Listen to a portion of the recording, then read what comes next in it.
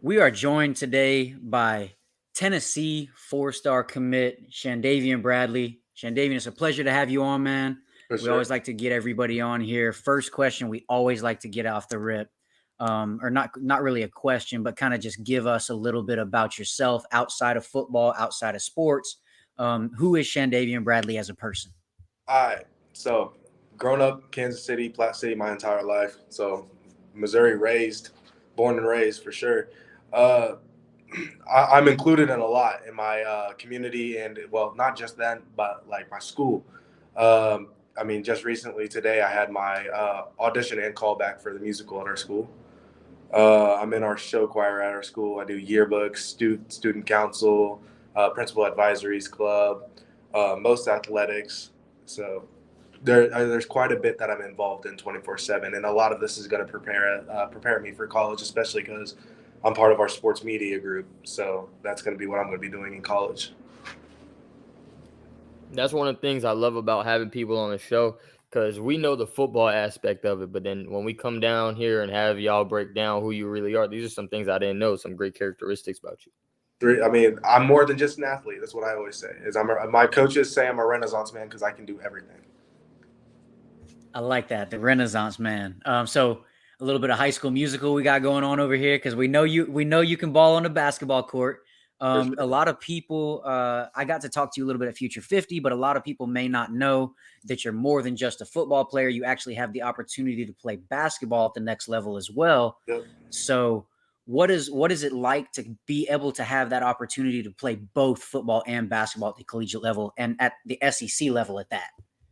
I mean, definitely, especially from where I'm from, it's definitely an honor to be able to do something like that. Because not only am I like from my city, am I not only the first person to really make it this far or have this much hype about them, but I'm also the first person to do it in two different sports where we've really never had as much. Like we've had talent go to like FCS level and like D2, like Northwest, which is like the best Division 2 in the country, but like I've nobody's really had the level of success that I've had recently from coming from Platte County at least.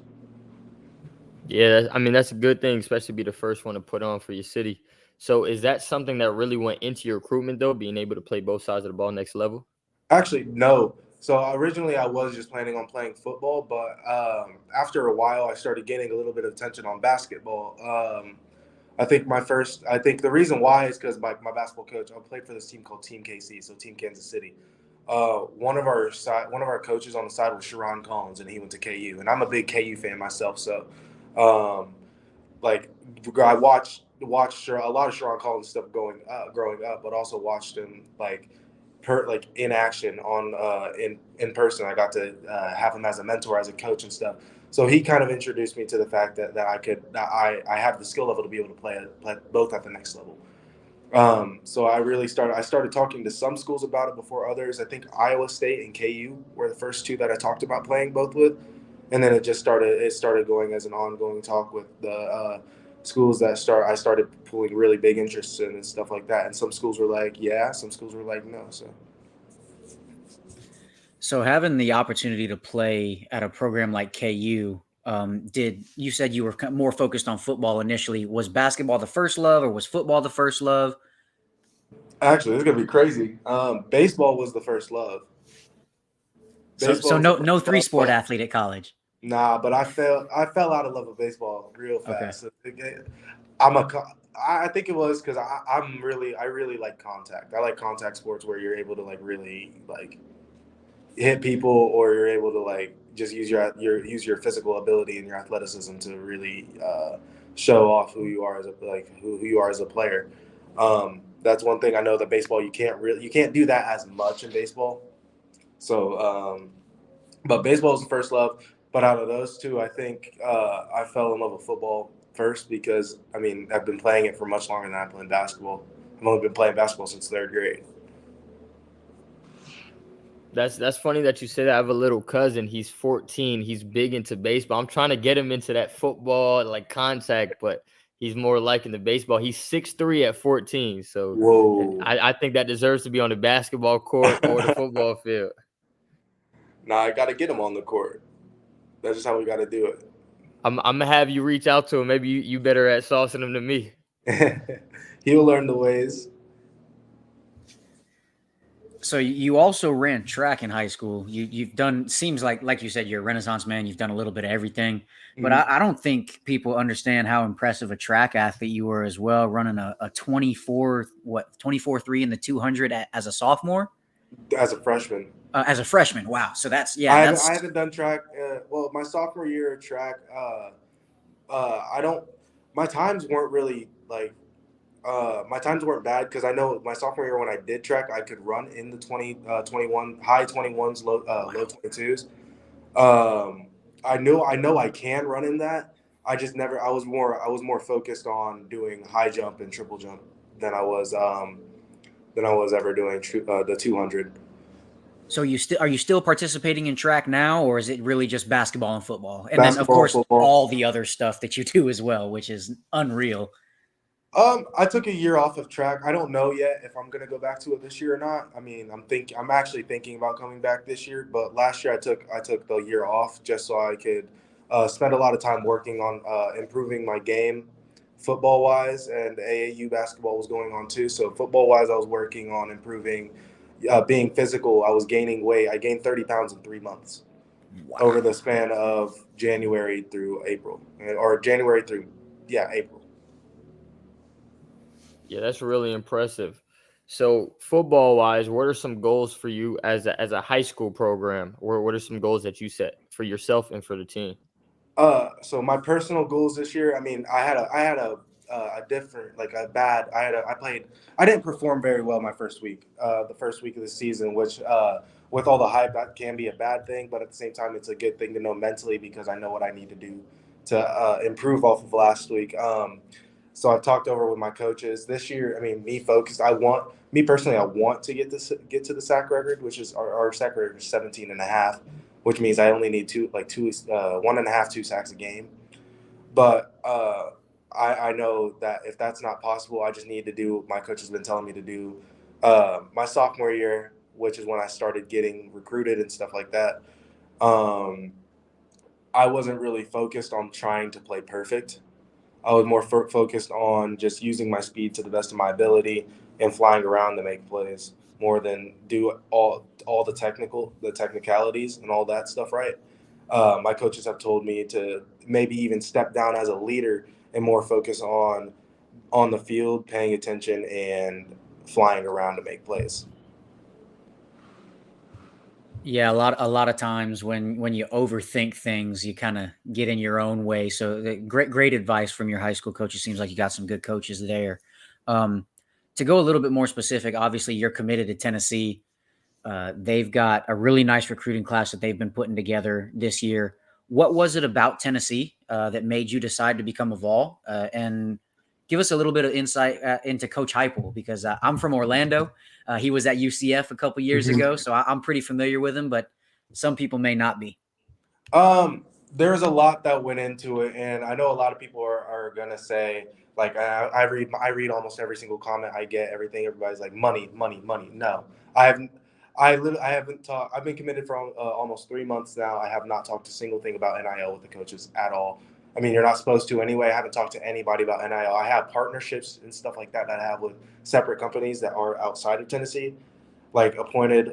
Wish I had my hat with me. I could shout them out right here with that, but uh, a lot of it was I'm a big person on having a relationship with coaches, and there's some schools that I really talked to that I really liked that I had relationships with the coaches, and then some others that I really didn't have that much of a relationship with them. But not only I built a relationship with the coaches, my parents built a relationship with the coaches. They treat when we were on our visits and when we went to my visit to Tennessee the first time, there was nothing. I think when I got there, the feeling that I got there was just different, and you have that feeling of family, that family type love ability, and not only that is I'll also have a church home when I get there too. So that's gonna play. I mean, that's gonna be a big role, so I can make sure I keep my faith, but I'm also keeping control of the things that I personally need mentally and physically.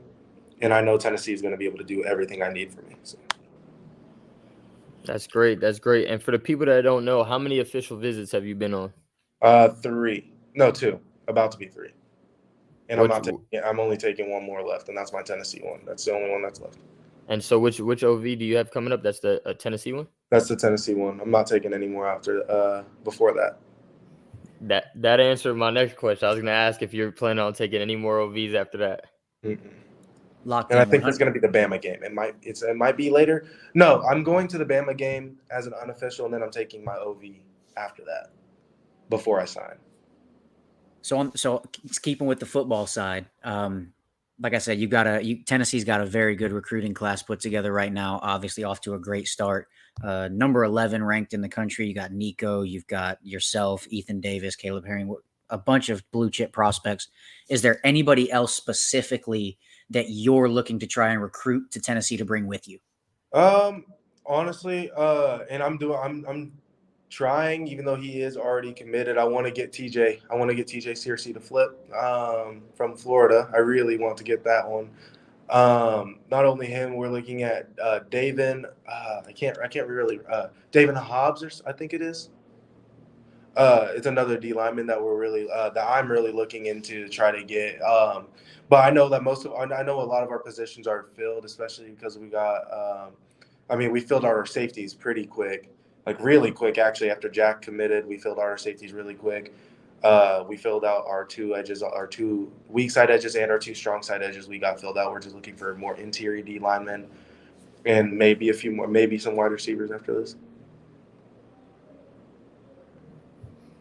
So I know some schools didn't just give up on you so easily after your commitment. Are there any people still in there tapping in? Notre Dame every once in a while. So they started tapping in right before Keon Keeley had announced that he decommitted, because I know he had been decommitted for a minute. He just hadn't announced it publicly. But they'd been keeping contact with me since, like, actually the Friday. It was either the Friday or the Saturday before I committed. They called me and they were like, "Hey, we're going to be in contact with you." And they call me or they text me every once in a while, or like, "Hey, call." And I talk to them every once in a while. Although I do not have any plan to flip at all. So no chance to get you on OV, no matter how hard they try. Nope. No, I mean, the one thing that I will say about Notre Dame that is one of my closest friends in the recruiting realm is going there. I mean, Dylan Edwards is one of my boys, one of my favorite people to talk to and hang around. I was around him a lot during 7-on-7 season. When we went out to Wichita, I was around him. So like him and then Samuel Same, who's committed to Iowa State. Those two are my two favorite people in the recruiting world right now. And one of them's going to Iowa State, one of them's going to Notre Dame. So. Man, you got to tap in with Dylan. He had told me he was going to come on the podcast a couple weeks ago, and then just stopped answering me. So you got to tap in with Dylan. Tell him to come on and hang out with us. Yeah. But yeah, man. So Marcus Freeman is actually somebody that Curtis and I have discussed a lot on this podcast. Outside of the whole recruitment of like, hey, they're trying to flip you. What is Marcus Freeman like as a person? Have you had to have any conversations with him or anything like that? It's been a while since I've talked to him, because my first ever visit. Well, I'm not really going to count the Nebraska one. It was a spring game as a visit, because it wasn't like actually a visit. I just went and watched the spring game. But I think Notre Dame was my very first visit ever. That was June 1st, 2020, 2021. One of the two. It was 2021. June 1st, 2021. So, I mean, the conversation I had is I really liked Coach Freeman, and I could see the things that he was doing to the defense, especially on the defensive end of things. And while I was there, like, even they knew that once Brian Kelly was going to leave, Marcus Freeman was the one to step up. So, I mean, he already had a plan in mind of what was going to happen when he goes in, how he was going to treat things and go through things. So he's a great coach. And then earlier you said you're trying to flip TJ from Florida. What's your prediction on that? How good do you feel on that? I honestly, I couldn't tell you. I really got to start talking to him a lot more, because like we talked quite a bit when we were on the visit together, and I know he was feeling it was between us and Florida is how it was when we were there. So hopefully maybe I can get him. I really couldn't say how far or how well that's going to be going. Yeah, I've been able to talk to him. Actually, talked to him at Friday Night Lights a little while ago. He's a really quiet kid. You don't get a whole lot from him, Yeah. so he doesn't really like talking to reporters. That's for sure. Um, but yeah, man. To kind of switch over from the football aspect over to the basketball aspect. Obviously, the opportunity to play at an SEC program and one that's been one of the top programs in the SEC for the last couple of years. Um, what are you looking forward to with that? Have you had any conversations with Rick Barnes about your opportunity to play basketball and how's that gone? It's actually been really good. So I haven't really talked to any of the basketball players on their team yet, as much as I have actually like met some of the football players, especially being pretty good friends with Caleb Herring, getting to know Elijah too. Um, I think I had my first visit to Tennessee. I got to talk to Rick Barnes the last day because the day that I went and they said I couldn't talk to him because it was a dead period for basketball. But once they went into the quiet period, I was actually able to talk to him and everything else. So I got to talk to Coach Barnes that week, and he was really excited to hear me and talk to me and everything else. And he seemed pretty on board about everything, and even like he brought his daughter with him, and he like the same thing as a football atmosphere. He just brought like family love type deal to me. So I know it's kind of like it's gonna be a great time being out there, and hopefully it works out to the where I can actually play and stuff like that. So what are you, for the people that don't know, what are some of your basketball stats? Last year basketball, I averaged 15 points, 15 points, somewhere around 15 points, 9 rebounds, 4 assists, 2 blocks, 2 steals, Those are some impressive numbers right there. Stuff in the and like stat 6 dunks sheet. a game. No, I'm joking. That was like two dunks a game. I'm a big athleticism. I mean, my football film even says for so. I mean, even my basketball film says that I'm a big athleticism guy. I jump through the gym faster than most people will expect, What, especially coming out of a guy that's going to be playing defensive end slash outside linebacker in college. so, So. so what's your vertical? Vertical 39 and 40, 39 to 40, somewhere right there. And you're 6'5", 6'6"? 6'4.5". 6'4.5". Good. Yeah, I was Six gonna four and a make half, sure to jumping say 40 your inches. measurables because Yeah. that vert for your measurables is crazy. Yeah. So give us a little bit of a self-scouting report. If you're watching yourself on tape, what are your strengths? What are your weaknesses in basketball right now specifically? Strengths in basketball, definitely. I mean, athleticism. My my defense and communication ability have definitely gotten better. So has my shooting. Every part of my game has elevated since like my sophomore year and stuff like that, and even AAU season, it's just kept elevating and stuff like that. I know I can improve on. I can improve on not getting sticky hands. I can improve on that. I can always improve on shooting. I can always definitely shooting free throws. That's one thing. I went into AAU season shooting really well. Like I shot like 70 something, 80 something from free throw during school season, and then it dropped off during AAU season because I went on a little break. Um, but definitely shooting free throws. And I mean, I guess my temper a little bit in basketball season can get my temper in football season's a lot different for me. I'll say that. I'm quiet during football season, but during basketball season, that's where the talking will come out. Yeah, I get that. So being from Missouri, was there no push from your family to kind of stick in state? Because that's SEC ball there as well. My parents were more like go wherever you need to get, like wherever makes you happy, makes you the best for you is gonna be happy. I mean, although they would have wanted me to stay close, I know my mom was like, "What am I gonna do without you?" Because like my original choice was Oklahoma, which was like it's only like 6 hours away. But I fell in love with Tennessee after I was at after that ended off a little bit. Um, my parents knew I wasn't gonna go to Mizzou. My parents knew that. KU was still in talks because, well, Rock Chalk fan, a big Rock Chalk fan. if I wanted to stay home, KU is probably where I would have been at. So I mean, they knew where I was going in my head because I really wanted to find a place where I could get out of the Midwest and maybe move more towards the eastern side of the side, either east or full west. It was either go east somewhere or go to Cali. There was no in between there. So why not Cali? I saw there was a crystal ball prediction a long time ago on your account for USC. Was there ever really kind of a chance for them, or just was that kind of like a shot out of left field from whoever put that prediction in? Okay, so I'm pretty sure that was Evan Flood that did that, which is a Wisconsin guy, which is weird. Yes, Wisconsin yes, guy it was doing that. was. That's crazy. We just talked about that. Yeah.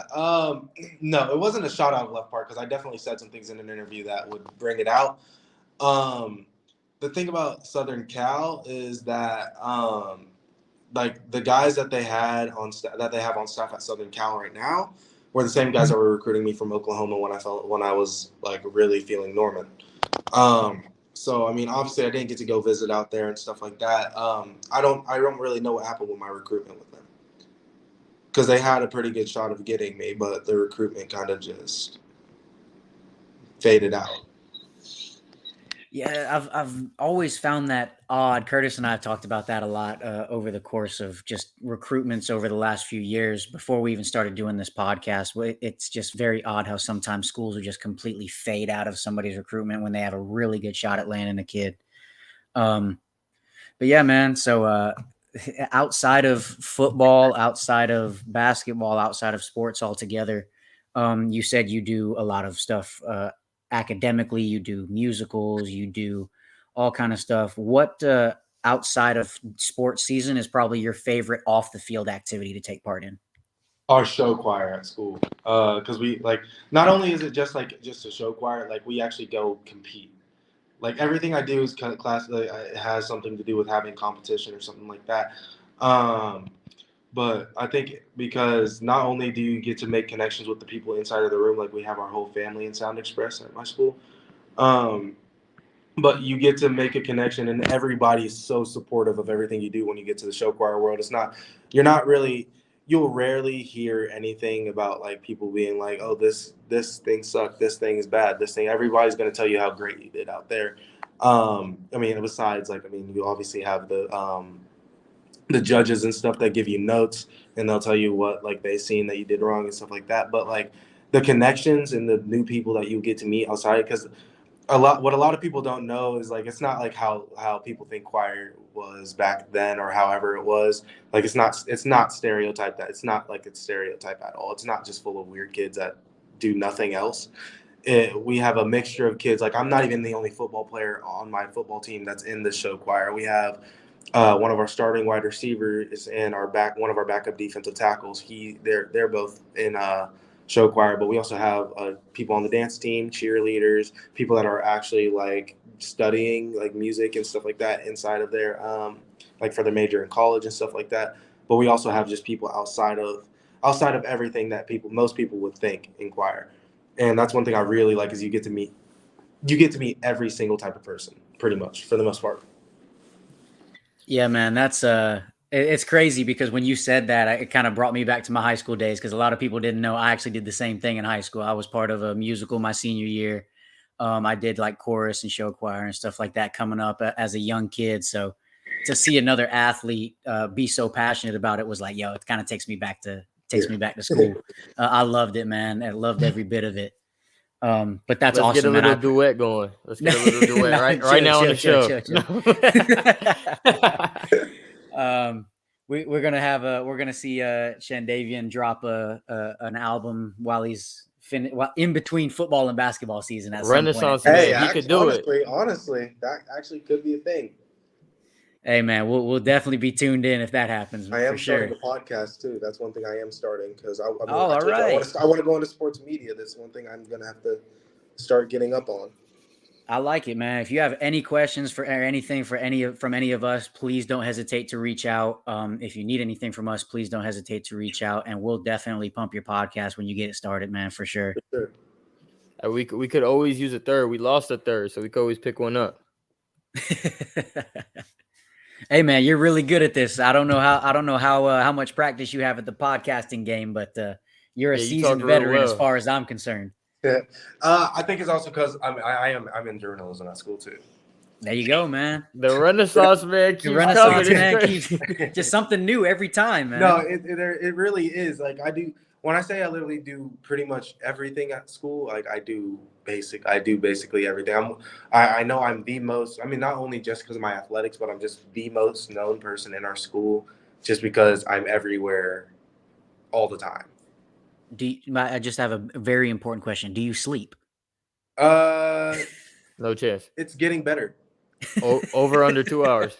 Over 2 hours. It's under 6 though most of the time. That's crazy. Wow, man, That's crazy. crazy. And Hey, you I still like go it out though, there and man. perform. That's crazy.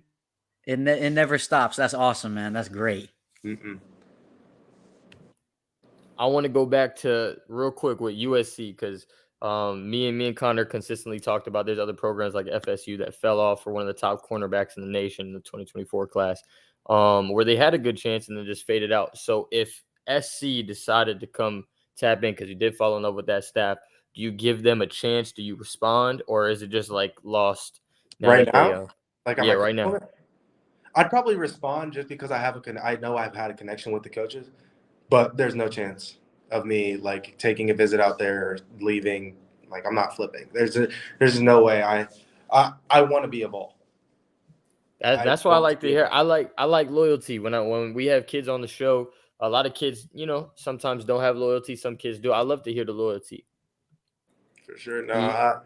I plan to stick out my commitment with Tennessee. So Chandavian is bringing the definition of Vol for life on the podcast. I wish I had my shirt. Those that fans said are it. I wish I crazy, had my man. shirt that said it because I have a shirt that says "Ball for Life," but somebody at my football practice stole it. So. Oh man. Hey, but you got the basketball, the Renaissance man. You got the basketball, man. He's got to show a little bit of everything. I'm everything. sure you got the yearbook editor shirt in the closet or something like that. It's somewhere, honestly. Hey man, so I want to move back over to something that we started talking about before we actually pressed record on the podcast. We were talking a little bit about some musicians, about some rappers. I know it's going to hurt Curtis's heart to hear it again, but let's hear your top 3 rappers in the game right now. All right, in order, I'm going YB, Lil Baby, and Rio the Young OG. Curtis, I'm sorry we had to rehash that on the air, but Dirk I had to was not make sure we Dirk got was that not out there because we've already heard from Chandavian, YB don't miss. YB don't miss. He does miss. That's the problem. Hey, you can ask 95% of the Shiesty. Like we have a group chat for all the 2023, like for a lot of the 2023 class recruits. YB's the GOAT. Hey, I'm finding that out on this podcast because I mean, at first Dirkio had a little run, so I was hyped, but these last 4 or 5 weeks, it's been kind of scary for Dirkio. He said, Hey, but that's a nice top 3. I won't hate on it, but just personally, we both got Lil Baby in it, so I guess Lil Baby better. I got it. Yeah, I got to stick to my roots with my boys and what we listen to on the daily. That's why Rio got to stay up there. Hey, Rio's cold, and that shows really how much you really listen to music. Because I don't know if a lot of people even know him. So, not many people. I mean, I know a lot of people do. People are gonna know. Well, I mean, people are gonna know Rio more than they're gonna know like RMC, Babytron, and Crispy. Like, there's not many people are gonna know those 3. Even though they all make music together, maybe not even Louis Ray. Like people aren't even gonna know Louis Ray that well. That boy deep into the music scene. That's crazy. I was about to say, man, he's ripping off people that I promise you half the listeners do not know who these people are. TikTok people may know Louis Ray just because of the songs that he had made with what's his name? But that's YNJ. That's YNJ. Not legit. No, if it's a TikTok song, it's not legit. I mean, every song's on TikTok now, so I mean. No, for sure. That's for sure. But that really shows how your ear is to the music because you listening more than just what's going around up top. So, just the only thing we don't see eye to eye on is that YB. I don't even got his songs on my phone no more. It's not it. I'm about to take Dirk out of my playlist completely. Yo, hey, don't do that, man. Don't do that. I'm gonna send you some low key Dirk for you to listen to. Catch up Don't so you worry, can I already understand where I'm coming. I got access to all the unreleases and everything. I got all King Von's unreleases. I got Hey, We're unreleases. talking about you the just said a Renaissance goat. man, Curtis. You You just should be said a asking goat, him. King You should be Von. asking him for recommendations, dude. Yeah, go ahead, throw me some of that unreleased stuff, man. You Dude, said the goat, King Von. I'll just send you everything I got. I mean, go on Audio Mac and search up King Von unreleased. All of that. I got you. I'm on it. I'm on it. So when you're getting ready for games on Friday nights, or when you're getting ready to go play basketball, man, is YB who you're really listening to the most, or is there like a playlist that you have set? We have a playlist. So we actually, our seniors, we made a council for music. It's me, one of our D tackles, and then one of our wide receivers. We're the council. Everybody sent their song recommendations. That songs are for sure going to be in the playlist, and we got to say yes or no to them. I mean, obviously, there's a lot of everything in there, but like, I mean, our biggest hype up song right now, our biggest hype up song is definitely "What Up," PGF Nuke and Polo. Like that's our biggest hype song. We got that one. We listen to a lot of Sosa. We listen to a lot of YB in there. A few King Von, NLE Choppa. Like those guys are like big in our locker room. Are these three people that are the commission really? Are y'all the choir people too? Mm-mm. Oh, different ones. Okay. Mm-mm. No, they actually they're the ones that put me on Detroit. No, that's real. These guys got the power. They got the yes or no. No, because I have like for real music taste because I listen to everything, but they got like that hard. They got that hard stuff. You got to listen a little bit. I've grown up on music. My dad's a big music guy, so I listen a little bit of everything. You have to pull from everything to really round out your whole musical genre Exactly. and really have that musical taste and be able to listen to everything and really tell what you're listening to. Yeah, it's just not acceptable if you have like, especially in a locker room, if you have like country, metal, rock. Stuff like that. You can't have that in there. No, but you do listen to those on occasion. I listen to country on occasion. Okay. My boy, he's actually a sponsor of the show. He has a brand called Dying to Self. You're in church, so I'm sure you know about Dying to Self. He actually makes Christian rap, and I wouldn't hype it. I'm the first critic of my boys. I wouldn't hype it if it wasn't real. I'm gonna send you some of his stuff. Okay. And it's my dad real. makes music too, so actually my dad makes music and my brother is a rapper from St. Louis, so I mean music runs in my blood, so not just the Renaissance man, but the Renaissance family. Apparently, yeah. So I'm gonna send you some of that to check out. My whole family is either athletic or musical. Well, not even that. My whole family is athletic and musically inclined. That's awesome, man. Now I see. The only thing is I don't know where I got football from because my mom was a basketball and track runner. Okay. My dad was a swimmer, so I don't know where I got football out of those two. Hey, no matter where it came from, you're running with it. So that's the important part, man. You're making the most of your opportunity.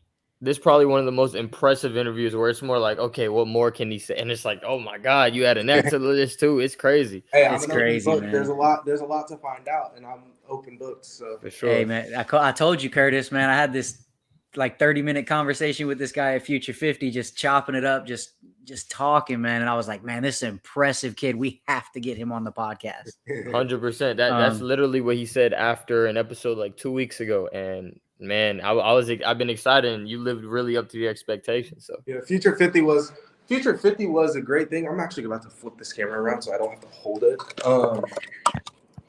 Future 50 was it was a good camp. I really enjoyed it. Like it was very well put on and everything else. I didn't perform. I mean, I could have performed better. And my arm I'm still going some things with my arm from the Future 50 camp. I mean, you guys seen the camp where the clip where I went against Miles McVay, right? Mm-hmm. Where I speed chopped his arm down and got through. Mm-hmm. On that thing, one of the strongest arms I've ever felt in my life. Miles McVay's a big dude. No, if I hit something too hard, or if I like do this too hard, sometimes I'll get like a sharp pain down my arm. It doesn't hurt too bad to where I can't move and I can't play with it, but it's just like I can feel it. Like it's been there since that day. Wow, man. Yeah, I remember watching that, man. It was Miles McVay's not a small human being, so that's a tough challenge to go up against. But hey, you said you didn't think you performed up to your potential. I thought you performed really well. So I mean, I could have done better. I was impressed, but I respect the fact that you always want to be better. That's a common theme that we have on here, man, where it's like not just in academics, athletics, everything, just everyday life. It's always striving to be better. And we do that here on the podcast platform big time. So we definitely respect that mindset and that mentality. A big takeaway from that camp was definitely the fact that I got to make a connection with one of the 2024 commits, Jonathan Eccles. Yeah, that kid's a stud too. He's a very good football player. I got to make a good connection with him, and I'm glad that happened. That's awesome, man. So Curtis, did you have any more questions? No, I mean, I usually ask the tough questions. I asked all the hard questions I could ask. So he deflected all of them, basically. He answered them well. He's locked in with the Vols. No, not a bad deflected. Not a bad deflected. He just... No, not like that. Not like that. I'm saying you basically said you locked in. You didn't bite into nothing really like, hey, you know what? This team could flip me, none of that, which I usually ask the tough questions to get something, but you got it. You got it. Vol family, Vols life. That's lovely. That's lovely. So, before we get you out of here, man, give us we're obviously going to have a lot of Vol fans that tune into this. Give them a little message about the type of player and person that they're getting up in Knoxville, Tennessee, real quick. You're definitely getting one of the most energetic. I don't know how frantic you can see how I am now that I'm not holding my phone. You're getting a very energetic, athletic person, but I'm also, if you know me as a person, you'll know I'll be one of the most loving, caring people you'll meet. And I'm going to be down to earth. I'm not one of those guys that go big time and then just go Hollywood on everybody they know or new people that they meet. I'm going to be, and I think a lot of people that have texted me on Instagram, they'll see, I respond back. I'll text back and and if you talk to me in real life, I'll have a conversation with you and stuff like that. You're getting a person that's going to be committed to making sure that I'm going to be better for both myself, for Vol Nation, and for the team. So just know, Tennessee fans, Volunteer fans, I love you guys.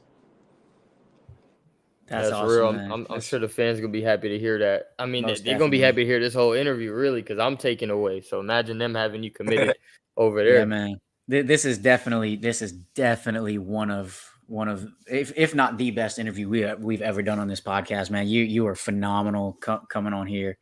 But I've got Taylor in the background, our resident Knoxville guy over here, asking for a score prediction for Tennessee's first game.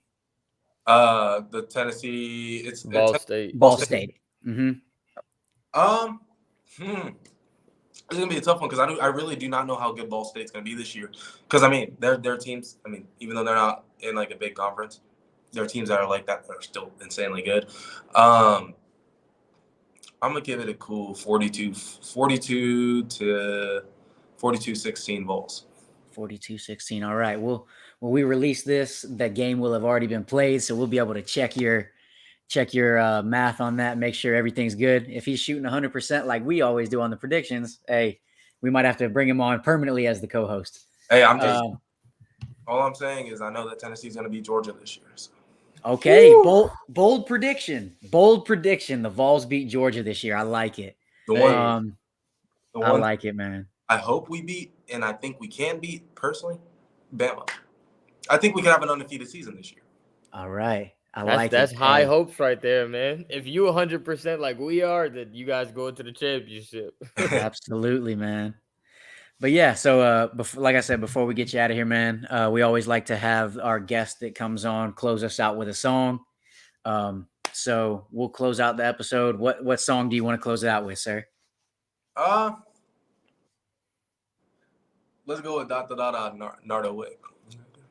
Okay. Hey, that's a good one. I definitely thought he was going to close it out with a YB song just to make you mad, Curtis. No, we good. We good. I mean, if I 10 baby with Young Boy, if we do. Hey, I respect it, bro. Chandavian, man, we really appreciate you joining us. It's been a blast talking to you for the last, man, it's been 40 minutes now. It seems like it's been no time at all. Flew by like crazy. But thank you very much, man, for joining us. We're really excited to drop this and get Vol Nation excited about the impressive young man and athlete that they have coming to Knoxville, Tennessee. So thank you. Yes, sir. I appreciate you.